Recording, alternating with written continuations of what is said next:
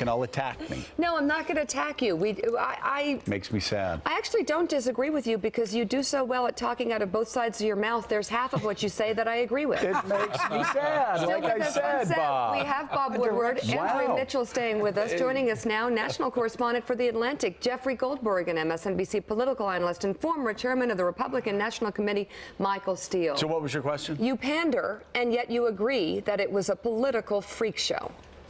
No, I actually don't pander, and I don't agree that it was a political freak show. Yes, you do. You believe it was destructive. You believe it was a bad call. You believe the I don't believe it was Republicans destructive. You're putting words were in my mouth. practicing the art of destruction No. and making a mockery You of the president and our system and the Democrats all in once while they tampered with the election in Israel. Hyperbole spewing Fantastic. from your mouth. You guys No, are very actually intense. the truth. That's very intense. I didn't know it was going to be so Actually the intense. truth. I can't believe I'm the only one who'll say it. Brzezinski is intense about Israel. No, don't do that. Again, here you go. Here's the question. What should we worry about in all of this Thank you. business of Iran and Netanyahu and Obama? Yeah. And I think it's a war, we should worry about war fever. Yeah. That you get this drumbeat of, oh my God, we have to do this, we have to do that. And I noticed with great interest that Netanyahu used Elie Wiesel as a prop. And, you know, Elie Wiesel, all due respect, Right. I Yeah. mean, a truly great man. Right. Yes. 3 weeks before George W. Bush launched the Iraq War, he had Elie Wiesel in, and they talked about the necessity of doing something about Saddam Hussein and Iraq. And Bush then went around before launching the war. Even Elie Wiesel agrees with me, and it builds this sense Right. of we've got to act, and I'm not sure we need to act at this point. And the action is with the president, and he's got to have a clear That's correct. decision-making process. Well, this didn't help. So, Mika, I guess I was alone and having chills go up my back at that moment during the. No, you I almost didn't. said State of the Union address. You smiled slyly because you knew exactly what he was doing. I thought it was very moving. Did you call it a State of the Union address? I said what I said. I almost called it a State of the Union address Right. because it really did feel like that Isn't inside that- of there. But I thought that was a very moving moment. But I think I was alone on this set. You Yeah. did not think that was a moving moment. The whole thing was. You can be moved by a show. I mean, it was a show. It was a partisan show, but it was there were moments that It were was a definitely partisan show. moving. You know what? The stakes are so high on so many levels for this presidency, for our political system, and obviously the international potential ramifications of something going awry that I was not moved. No, I was disturbed. Jeffrey, let me ask you a question about the timing of all of this and.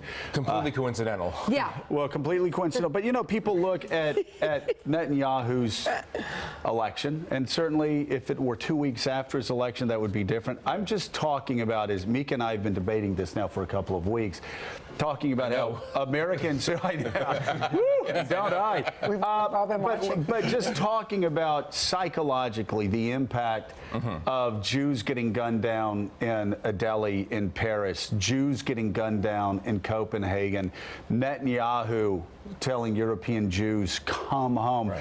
This, what that has done to the Israeli psyche, and at the same time that's going on, you have a country who is, and again, this isn't talking points, a country whose leaders have consistently talked about wiping Israel from the face of the earth, within reach now of a nuclear weapon, and doing a deal with their closest and most powerful ally, the United States.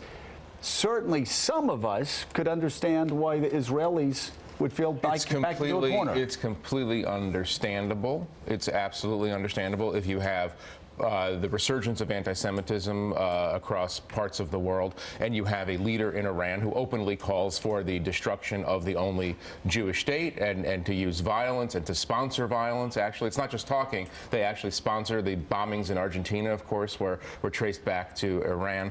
On the other hand, you can't make policy based on emotions of fear and hysteria. And so you can walk into mistakes by letting that fear, and it's kind of an inchoate fear, because of course what happens in Paris doesn't really have anything to do with what's going on in Tehran and the nuclear program, except in the broadest sense. And this so this is is the danger. war fever problem. This is the well, it's fear. I don't. You know, war fever is a bit unfair. I mean, it's motivated by genuine fear. Elie Wiesel, as someone who experienced the near annihilation of the Jewish people, is right to worry about the near annihilation of the Jewish people. Right.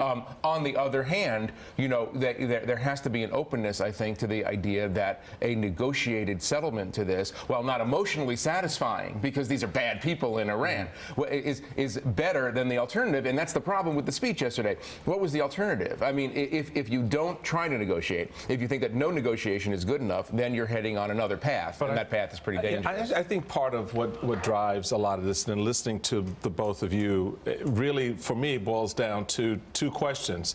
Can we trust Iran to honor the agreement, whatever it is that the president is striking, and is there a verifiable way to do that? You don't have to trust Iran necessarily, because there is a level of aggregation. I think you do, because then the agreement has no legitimacy to it if you can't trust the person you're at the table with Is it fair, execute what Jeffrey, you to agreed to do. compare what's going on now to what went on in 1994 when Bill Clinton was so desperate to strike a deal with the North Koreans that led to the North Koreans getting nuclear weapons? Sure, there are analogies here. I hope we've learned something about how to deal with these kind of regimes since then. But yes, there are obvious risks, which is why, you know, and this is where Netanyahu could have been probably more helpful by saying specifically, this is how you get a better deal. Maybe no sunset clause, or a level of inspection or intrusive inspection that really allays some of the concern. Why is there a sunset clause, Andrea? It makes no sense to me.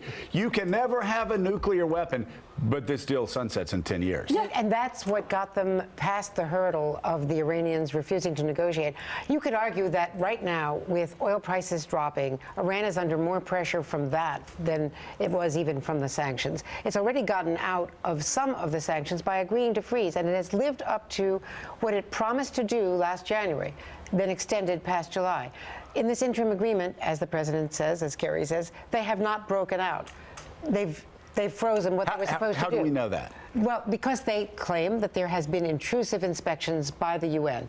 That said, what would they do going forward if they get past this hurdle? And I think that is a very good question. Why is there a sunset clause? Why isn't it an endless agreement to keep them within certain bounds? And their response Or is, why isn't it condition-based? Why can't the United Nations Security Council say after 10 years, you know what, they are good actors? Well, because they are signatories to the Non-Proliferation Treaty, they say we have the right to have this nuclear equipment because we have signed this, we have observed the agreements, and that's where they have to start the negotiations.